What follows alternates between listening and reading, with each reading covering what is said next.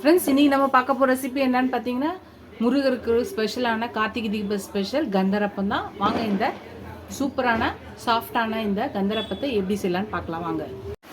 Friends, இன்றைக்கி கார்த்திகை தீப special kandarappam தான் செய்ய போகிறோம். அதுக்கு முன்னாடி பாருங்கள், மழை செம்மையாக பெஞ்சிட்ருக்கு. உங்கள் ஏரியாலாம் பெய்யுத சொல்லுங்கள். எங்களால் செம மழை, ஒரு 3 நாளாகவே செம மழை பெய்யுது. சரி, இப்போ நம்ம எப்படி செய்யலான்னு பார்த்துடலாம். ஒரு கிண்ணம் எடுத்துக்கலாம். அதில் 1 கப்பு பச்சரிசி எடுத்துக்கலாம். இப்போ 1 கப்பு பச்சரிசி எடுத்திங்கன்னா அதில் 1/4 கப்பு உளுந்து, 1/4 கப்பு கடலைப்பருப்பு,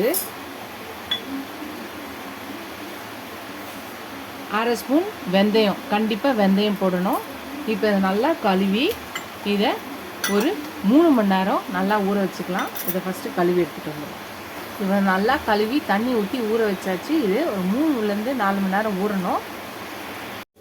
ஃப்ரெண்ட்ஸ், நம்ம கந்தரப்பத்துக்கு அரிசி ஊற வச்சலையா, ஒரு 3-4 மணி நேரம் ஊற வச்சுருந்தோம். இப்போ இதை தண்ணியெல்லாம் வடிச்சிட்டு ஒரு மிக்சி ஜார் எடுத்துக்கலாம். மிக்சி ஜாரில் இந்த அரிசி பருப்பை ஊற வச்சதை போட்டுக்கலாம். நம்ம அரிசி எந்த கப்பில் 1 கப்பு எடுத்தோமோ அந்த கப்பில் 1/2 கப்பு வெல்லம் போட்டுக்கலாம். ஏலக்காய் ஒரு 3 போட்டுக்கலாம். 1/2 கப்பு தண்ணி ஊற்றிக்கலாம். 1/4 கப்பு தேங்காய் போட்டுக்கலாம். அதை துருனதோ இல்லைன்னா இந்த மாதிரி பத்தையாவோ போட்டுக்கலாம், குட்டி குட்டியாக. அதே மாதிரி விருப்பப்பட்டீங்கன்னா வாழைப்பழம் போடலாம். வாழைப்பழம் வேணாம்னு நினைக்கிறவங்க இதை ஸ்கிப் பண்ணிடலாம். நம்ம இஷ்டம்தான் வாழைப்பழம் போடுறதும் போடாததும். இப்போ இதை நல்லா அரைச்சி எடுத்துகிட்டு வந்துடலாம். தோசை மாவு பாதத்துக்கு அரைச்சி எடுத்துகிட்டு வந்துடலாம். கடைசியாக கொஞ்சோண்டு உப்பு போட்டுக்கலாம். இனிப்பு தூக்கலாக எடுத்து காட்டும். அதுதான் நம்ம அரைச்சாச்சு. இதை ஒரு கிண்ணத்தில் ஊற்றிக்கலாம். அதுதான் நம்மளோட மாவு, கந்தரப்ப மாவு ரெடி ஆயிடுச்சு. நீங்கள் வேணும்னா அந்த ஆப்பசோடா மாவு போட்டுக்கலாம், வேணும்னாலும் விட்டுடலாம். ஒரு கடாயில் நெய்யோ எண்ணெயோ நம்மளுக்கு விருப்பப்பட்டதை ஊற்றிக்கலாம். இப்போ ஊற்றிட்டு நல்லா எண்ணெய் காஞ்சிட்டு இப்போ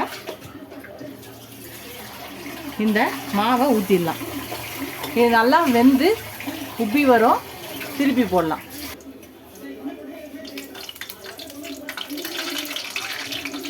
இதை இப்போ திருப்பி போட்டுடலாம். நல்லா சூப்பராக உப்பி வருது பாருங்கள். நல்லா வெந்தோடனே எடுத்துடலாம். அவ்வளோதான், வெந்துருச்சு, எடுத்துடலாம். இதே மாதிரியே நம்ம எல்லாத்தையுமே இந்த கந்தரப்பத்தை செஞ்சு எடுத்துடலாம். ஃப்ரெண்ட்ஸ், நம்மளோட கந்தரப்பம் ரெடி ஆகிடுச்சு பாருங்கள். நல்லா சாஃப்டாக இருக்குது. உள்ளே நல்லா இந்த பாருங்கள். இந்த மாவை நம்ம ஊற வைக்க வேண்டிய அவள்தான் நம்மளோட முருகரோட ரொம்ப ஸ்பெஷலான கந்தரப்பம் ரெடி ஆயிடுச்சு. நீங்களும் இந்த ரெசிபியை ட்ரை பண்ணி பாருங்கள். ட்ரை பண்ணி பார்த்து எப்படி இருக்குன்னு சொல்லுங்கள். இதோட அடுத்த ரெசிபியில் பார்க்கலாம். ஃபஸ்ட்டு என் சேனலை பக்கம் சப்ஸ்கிரைப் பண்ணிட்டு பாருங்கள். இதோட சப்ஸ்கிரைப் பண்ண நல்லா ஃப்ரெண்ட்ஸ். இதோட அடுத்த வீடியோ பார்க்கலாம். Tata bye friends.